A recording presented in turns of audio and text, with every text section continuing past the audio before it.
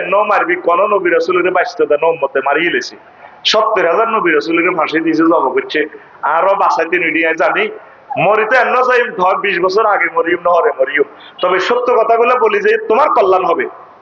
সূরা হুজরাতে আল্লাহ মানা করছে আলেমের সামনে কথা বলিও না, লা তারফাউ আসওয়াতাকুম ফাওকা সাওতিন নাবিয়্যি। এখনো আয়াতটা সামনের আয়াতে লেখা আছে নবীর রওজার উপরে, তোমরা চাইতে আইও। আমার রিফন ভাইরে কইয়ের, স্বপন ভাই রিফন ভাই এই নবীর রওজার উপরে কবরের উপরে আয়াত দিকে লেখা। ও মুসলমান মুমিন মুত্তাকি, নবীর এখানে জোরে জোরে সালাম দিও না, নবীর ইয়ার সামনে বড় কথা কইও না, আমার নবীর রওজা আপনার থেকে কষ্ট দিও না। ইমাম কুরতুবী রাহমাতুল্লাহ আলাইহি লেখে এই আয়াতের হুকুম যদিও নবীজির জন্য, তবে আয়াতটা খাস হুকুম আম। কোন আলেমের সামনে জোরে কোনো কথা বলা যাবে না, আলেমের গায়ের সামনে দিয়ে গায়ে সালাম যাইতো না, ওনারা সাইড দিবেন। লা তুকদ্দিমু বাইনা ইয়াদাইহি লা ইয়ারাসুল, তোমরা নবী এবং রাসূলের আগে আগে হাত বাড়াইও না। আর আড়া দরবার কারবার গেলে হুজুর তুমি বুঝতে না বইও আঙ্গো গ্রামের বাচ্চারা আড়া গো কন্যারা এরকম সিটিং বাচ্চা এবং ফজ্জানা না আমাদের বলি মার্কেট নাই রে, আসেনি হুজুর তুমি বুঝতে না আমার যে সংসদে কোরআন হয় হারা অবসর কোরআনের বিরুদ্ধে আর হুজুরদারি প্রস্তাব করে, এটা রেখো ধর্ম ব্যবসা, এটা রেখো। আর নির্বাচন আগে টুবি, কার নির্বাচনের আগে টুবি কিতা? এই যে মসজিদ ভাই একটু আগে টুবি ভরানো আমি একটু মাইন্ড করে নাই, ভাই পরে নাই নামাজের সময় পড়বে, অসুবিধা কি? আমার অনেক ফ্রেন্ড আছে হিন্দু ক্লাসমেটেরা একো চল বাল্যকে আগে চল যেমন কবাই মানছি কি দুধ মানছি কি মানুষ আছে হাত তলে আয় কিতা কই। আমার বন্ধুরা আসে শার্ট প্যান্ট পরি একবার হাফ প্যান্ট ইন্ডিয়া, অসুবিধা কি বল? তোর ভালো যেমনি লাগে এমনি।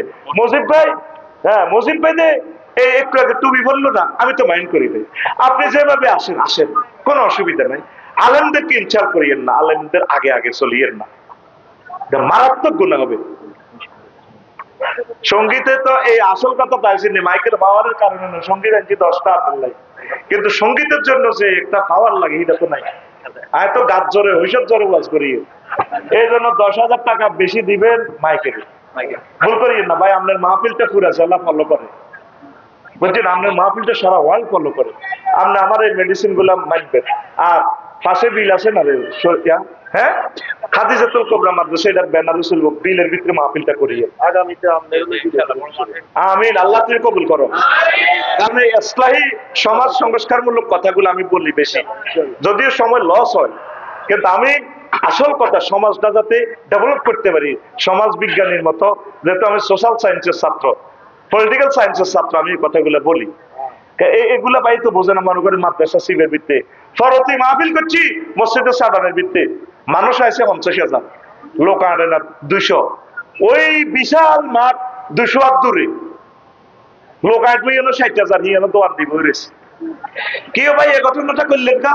আপনার মসজিদের মাহফিল সিটের এটা দেখছেন, মসজিদের ব্যানার তো ইউজ করলেন, মাহফিলটা হিয়ানো হইলে হিয়ানো চলে দোয়ার, আর ওরে মানুষটি খাড়াইতে এলো না তো, যেখানে জায়গা পাইবেন সেখানে মাহফিল। আর আমি বাংলাদেশের শিল্পপতিদেরকে বলবো, আকিজ গ্রুপ থেকে, আদ্দিন ফাউন্ডেশন থেকে শিক্ষা নেন, নবীজিরে কিভাবে মাহফিল গুলা করাইছে, বক্তাদেরকে কিভাবে হেলিকপ্টারে নিছে। আল্লাহ আকিজ গ্রুপকে তুমি কবুল করো, আল্লাহ আকিজ গ্রুপের ব্যবসাতে তুমি বরকত দাও, আকিজের পণ্য বেশি বেশি কিনবেন, আকিজ পানি ইউজ করবেন। বলে হুজুর আকিজের দাবাতের লাইনই কর না, হ্যাঁ টাইলস আছে কেন? আকিজের পণ্যগুলো আমি দৃষ্টি আকর্ষণ করবো, কি কি পণ্য এগুলো ফেসবুকে দাও। কেন? আকিজ গ্রুপ বাংলার জমিনে একমাত্র ইন্ডাস্ট্রি যারা এইভাবে মাহফিল করে, তাফসীর মাহফিল করে। আমিন কো।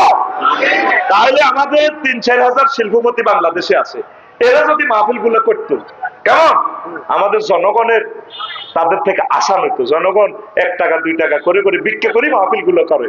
আল্লাহ শিল্পপতি গুলোকে কোরআনের আল্লাহ অভিভাবক বানাইয়া দাও, কোরআনের খাদেম বানাইয়া দাও।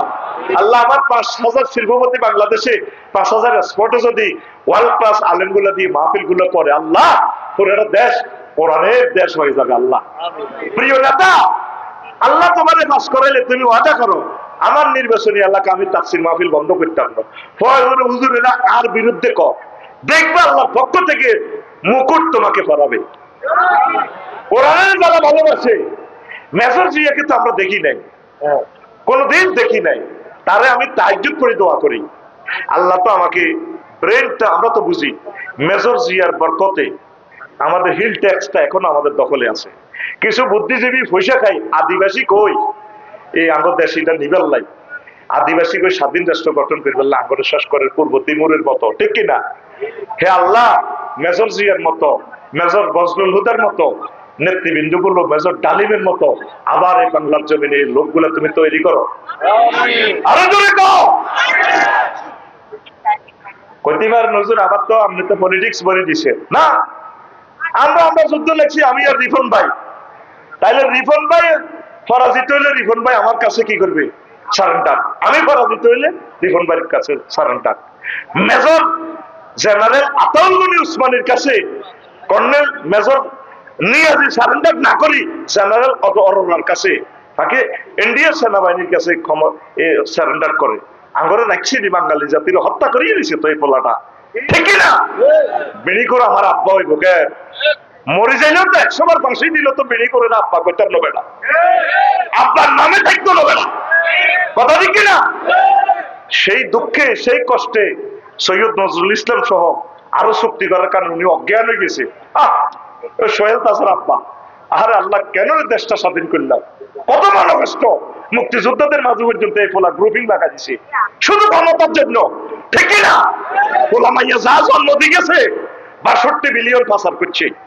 আমাদের 40 কোটি বাংলাদেশের 100 বছরের রিজিক, 100 বছরের ফুল কালবাট ব্রিজ করার সমপরিমাণ রিজিক এই পোলা পাচার করছে, ঠিক না? তোমরা দলিটা ফালতে তওবা করে আঙ্গুল লগে চলিয়ে আইও, তোমরা আমরা কলজাত লইও নাম, এটা রাইও না, সোজা কথা, এটা ব্যান্ড হয়ে গেছে, এটা কি হয়ে গেছে। আর তোমরা যারা আছো রিফন গ্রুপে, ওই মেজর জিয়া রহেমাউল্লাহ তাআলা জান্নাত জান্নাত জিডি জিডি করছে, এই হিডি হিডি করো ইনশাআল্লাহ, কিটা কন্টি কন্টি জান্নাত জান্নাত করছে, এইভাবে কোরআনের কলজাত দাও। মেজর জিয়া যেভাবে কোরআনের কলজাত থাকছে, ওলামায়ে কেরামের কলজাত থাকছে, সকল মানুষ তোমরা কোরআনের দিকে চলিয়েও আল্লাহ তোমাদেরকে কোরআনের বরকতে দুনিয়া আখিরাতে কামিয়াব করবে। আরো জোরে কষ্ট হয়নি কবে? আল্লাহর কসম, আমি হিরো এবং নেতা হওয়ার জন্য বলি নাই।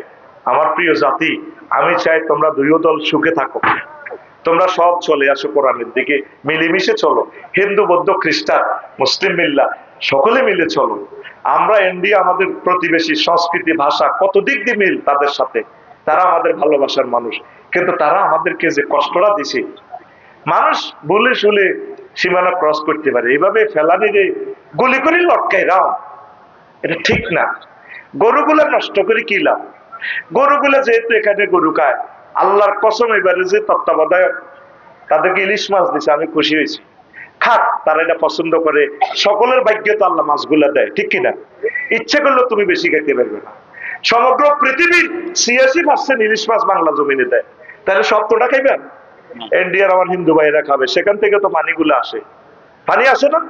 হেয়ানদের পানি আমাদের নদী প্রবাহমান হলে সারা বিশ্বের সব ইলিশ মাছ, বেগুন ইলিশ, ইলিশের বউ ফলা মাইয়া লই এই ডিমে হাঁটবেন লাই, এবার বাংলাদেশের জাল্লারা দৌড়েই জয় বাংলা করি গেল। মাছ কি বাংলাদেশিদের কিসমতে? হ্যাঁ, সকল মানুষের কিসমতে। আমরা ইন্ডিয়াকে ইলিশ মাছ দিব, আল্লাহর কসম, তোমরা আমার কথা বিশ্বাস করবে না, আমি জানি। এই যে আলুর দাম সেখানে কম, কৃষক গুলো তো তারা হিন্দু, আমার কলিজার টুকরারা পেঁয়াজ গুলো বেচতে পারতেছে না। রাষ্ট্রীয় এই যে জটিলতা তোমরা করলা, এই পোলাটা কে জন্ম দিল? মোদি পোলাটারে, পোলাটার নামটাও বেটা কে ইচ্ছে কে চলে, মোদি বাপ, কথা ঠিক কিনা? এই পোলাটা কি করলো আমাদের দুইটা দেশের মাঝে? এই পোলাটা আমাদেরকে পানি দিই, পানিটা ছাড়ুক, অসুবিধা নেই, যদি পানি স্পেয়ার হয়, বন্যা দেখা দেয়, ছাড়বে, একটু আমাদের দূতাবাসকে জানাবে, ভাই আমরা পানিটা ছাড়বো, 4-5 ঘন্টা সময় দিছি, আপনারা একটু নিরাপদ আশ্রয় যান, এই কথাটা বলতে পারতো তো। পোলাটা না বলি আমাদের কি ক্ষতিটা করলো? আমরা দেখাই দিয়েছি সারা বাংলাদেশের ভালোবাসা আমরা পেয়ে দিয়েছি, ঠিক না? আমার প্রাণের গাড়ি হিন্দুদের এখানে যায় ব্রেক করছে ফুলগাজি, আমি দিছি যাই গলাতে এমনি দুটি টুটি আছে, এখন দাদা নেন, আল্লাহ নবু কিসমতে আছে, কারণ সে মানুষ তো, সে মানুষ তো কালকে টেকনোলজি বুঝে দিছি, কুত্তা টুত্তারে কিভাবে বাঁচাইবেন, বিড়াল গুলারে বাঁচাইবেন, বাড়ির উপরে এভাবে 10-20 হাত উপরে করেন, তারপর 10-20টা টিন রাখেন, গ্যাস সিলিন্ডার রাখেন, সার্ভিস ফ্রি একটা রাখবেন, এই ব্যাটারি রাখবেন, যাতে কারেন্ট বিচ্ছিন্ন হলে যাতে মোবাইলটা চার্জ দিয়ে একবারে করতে পারেন, রাউটার রাখবেন, যাতে বিদ্যুৎ, যাতে নেট সংযোগ থাকে, সেনাবাহিনীর ইনফরমেশন করে স্যার আমরা বাঁচিয়ে আছি, বেশি বিপদে পড়লে বিধবা আম্মাজিরা, এই গর্ভবতীরা, এই লাল ফ্ল্যাগ আর হেলিপ্যাড দিয়ে বাড়ি নির্মাণ করবি। আমি অনেক চেষ্টা করছি লাকসামে আমার বাড়িটা হেলিপ্যাড করার, ওই প্রযুক্তি বানাইছি, পারমিশন নিতে 3 মাস লাগে 24টা মন্ত্রণালয় থেকে। মরি তো যাই বাড়িতে আয় থাকতে না, তারা দেশা দাইছে যে আমি চাচ্ছি বাড়িটা এমন ভাবে উস করছি, বিপদের সময় দাঙ্গা লাগলে আমার হিন্দু ভাইয়েরা যাতে এসে থাকতে পারে, বৌদ্ধ ভাইয়েরাও যাতে আসে, মুসলমানেরা আসে, প্রয়োজনে হিন্দু ভাইদেরকে বলবো তোরা মূর্তি লই চলিয়া আর ইয়ানো আমিন কবে না, সে মানুষ তো, তারা বাসায় দইব তো। আমার দুর্যোগের সময় আমার এই রাঁধি বাড়ি খাইব, রেল লেভেল থেকে আমি প্লাই আরো 3 ফুট করছি, আয় আর কদিন বাঁচিও। আমি ওসিয়ত করি যে হেলিপ্যাডটা করতে গেলে র্যাব পুলিশ বাহিনীর হেলিকপ্টারটা দ্রুত নামি সাইডকে বাদ খাই রোডের লগে যাতে যাইতে পারে। মুসলমান বাড়ি করে পুরো নোয়াখালী আমার হেলিপ্যাড নাই, আসেনি ইয়াসুস মাসুস তো তুই সেটি আমার তো তুই সেটি কটে বাইত, তুই একটা 6 তলা ফাউন্ডেশনে হেলিপ্যাডটা দিলে জরুরি ভাবে নামতে পারত। একটা হিন্দু মুসলিম আল্লাহ না করে দাঙ্গা লাগলে হিন্দু ভাইদেরকে বাঁচাইতে পারতো, আম্মাজিদেরকে বাঁচাইতে পারতো, মুসলমানদেরকে বাঁচাইতে পারতো। তোরা কি এর বিজলি করস না, টেকনোলজি গুলো ইউজ করস না। আল্লাহ আমার জাতির বিবেকের দরজা খুলে দাও। পৌরসভা বাড়ি করস, রোডের জায়গা দেয় না, আর জায়গা দেয় না। এই জন্য সরকারের কিছুদিন শুধু 40% জায়গা খালি যায়, বাড়ি করলে তো আর করে সোজা হইতে পরে আমিন। আচ্ছা হন, ওই নবীজি কইছে এই আয়াতগুলো দেখা দিলে গান বাজনা নায়ক নায়িকেরা এগুলো করলে হয়েছে, নায়ক নায়িকা ফিলিস্তিনের হামাস ইসমাইল হানিয়া বাইরে মারছে, ইয়াহিয়া সানোয়ার বাইরে মারছে, হাতের বাড়ি লস এঞ্জেলস জ্বলিয়ে আম হয়ে গেছে, এটা নবীর কথা। এই আলামত গুলো চললে রিহান হামরা লাল টর্নেডো আগুনায় লস এঞ্জেলস ক্যালিফোর্নিয়া জ্বালা লাগবে, ওয়া জালজালাতান কাসফান মাসখান কাসফার, ভূমি ধস হইব, ভূমিকম্প হইব। পড়ি না আউযুবিল্লাহ। কয়েকটা প্রশ্ন আছে। Event management